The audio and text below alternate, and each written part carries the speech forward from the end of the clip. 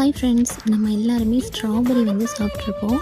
அதோட லீஃப், அந்த செடி எப்படி இருக்கும் அப்படிங்கிறத எத்தனை பேர் பார்த்துருப்பீங்கன்னு எனக்கு தெரியல. நான் வந்து பார்த்ததில்ல. நான் இங்கே நெதர்லாண்ட்ஸ் வந்ததுக்கப்புறம் இப்போ தான் ஃபர்ஸ்ட் டைம் நான் இதை பார்க்குறேன்.